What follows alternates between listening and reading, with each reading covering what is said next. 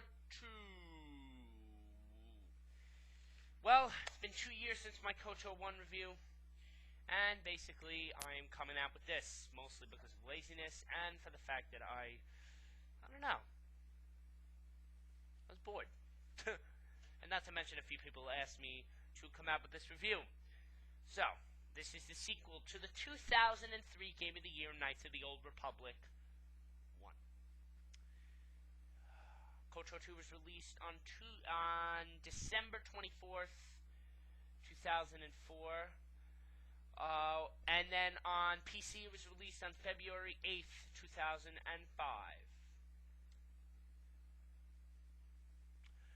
Now, let's take a look at the first real error that KOTOR 2 experienced. I will be going through the positives and the negatives. I'm going to get the negatives out of the way right now because I'm a positive guy, and I prefer to get the negatives out of the way first.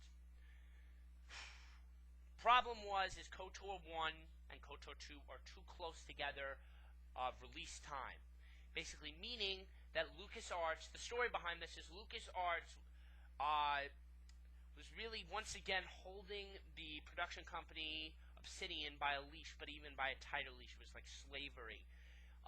They really had to rush on a lot of things, and the release date was way too close to the original release date of KOTOR 1 on Xbox. Only a year. Now, you can tell that they rushed for two reasons. One, they wanted to get the game out and get the story right, but the second reason was December, Christmas season, money. They needed money. Everybody needs money. Money's the root of all evil, but you can tell by the close release date and the fact that it came in by December that, well, that's one of the reasons why a negative of KOTOR 2. Alright, another negative. Lot of glitches. Oof. And I'm talking about item glitches. I'm talking about texture glitches. There was a lot of glitching in this game. And I'm a fan of glitching. I think it's very funny when it happens. But it's just sometimes it does get a little pathetic. I mean, when you have to do a lightsaber glitch because, you know, you want to speed through. I mean, it's cool at the time, but then you look back and you're like, wow, you know, man, they really should have taken a lot more time with this. Okay. Number 3. There are 5 reasons. This is the third one. Number 3. A lot of cut content. Lot of cut content. Too much. Way too much. I'm talking so much that the game's playtime was it's just too short. I think I finished KOTOR 2 in about it was about 47 was my KOTOR 2 playtime. No side quests, main quest only. And that's excluding cutscenes. And, yeah, I felt like it was too short of a game, too much cut content. Examples are the HK Factory cut content, which was one of my favorites. A lot of cut dialogue from the characters that you interact with. Just too many cuts. LucasArts, you made such a great game in 2003. Why would you do that? It's just, it's not productive. You know, we want a great quality game. And we got that with KOTOR 1, but that doesn't mean we didn't get that with KOTOR 2. Okay, reason number 4.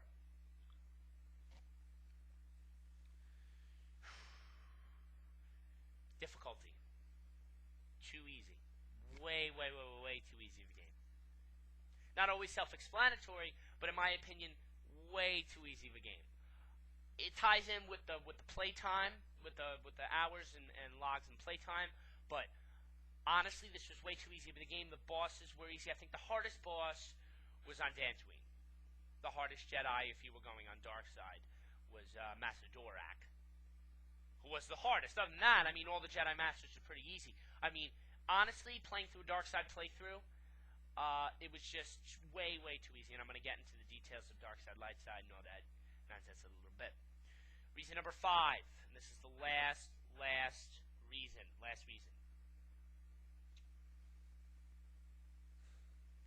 Some characters were developed, some weren't. Too rushing of character development. Some characters were very developed. Obviously, Kreia, who is your so-called the first person non-PC that you get in touch with in the game, and I will tie into the story before I get into the positive parts of the game. I will get into the story next, which is the middle ground.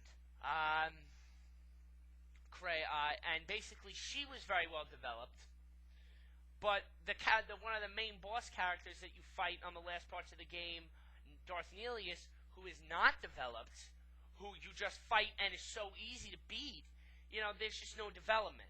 So it was definitely there was no development. There was not a lot of development for certain characters. Okay, so basically, the story is the middle ground between the negatives and the positives. This game takes place 5 years after the events in KOTOR 1. Basically, your character, the character that you take through the game, your playable character, is an exiled Jedi from the Mandalorian Wars. You were exiled from the Jedi Order, from the Masters of the Jedi Council on Coruscant. You take place 5 years after the events of KOTOR 1. After that, your character takes place and plays through the game. You meet a lot of different characters along the way who have experienced the fallout from the Jedi Civil War that occurred during the time period, the 5 years from KOTOR 1 to KOTOR 2. You meet characters such as Atton Rand, a smuggler, Visas Mar,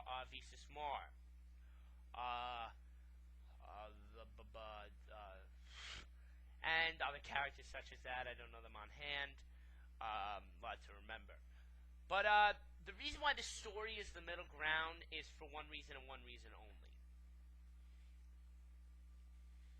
It ties into the negatives, but it accentuates the positives.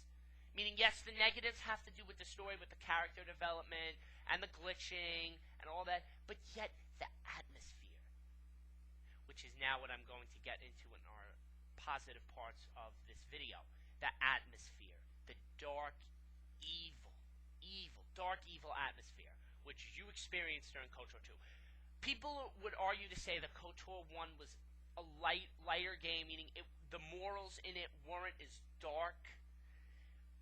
I agree to disagree for the sense of, yes, that might be true, but when you look at KOTOR 2, you definitely see a darker game with the obvious, another good character trait known as Darth Sion. Darth Sion is the epitome of dark in the game. He's one of the more misunderstood characters. So though he's not as developed, you can sort of tie in, you can develop him yourself, which is always a great thing.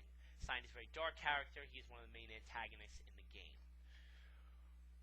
Another positive thing is the upping of the levels from going from, I believe you left off from level 20 in KOTOR 1. That is the highest you could get to. In this game, you can get up to 50, which is awesome.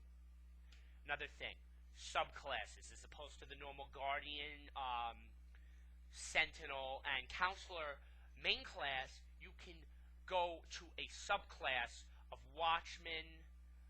This is for light side. Watchman, Jedi Master, and Jedi Weapon Master. For dark side, Marauder, Sith Lord, and Sith Assassin.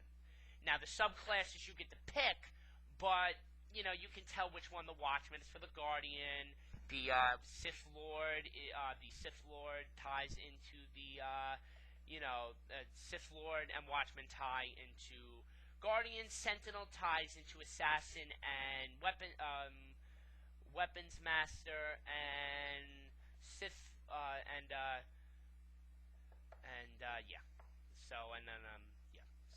okay. Last, the best, and to end this video, is basically, to end this video on a good note, it's a great game. I would give it a 9 out of 10. It accentuates the negatives and really brings out the positives of the game. And I'm going to leave you with this. Perfect timing, 10 minutes. Okay, ma'am. Great. Thank you for watching. Goodbye.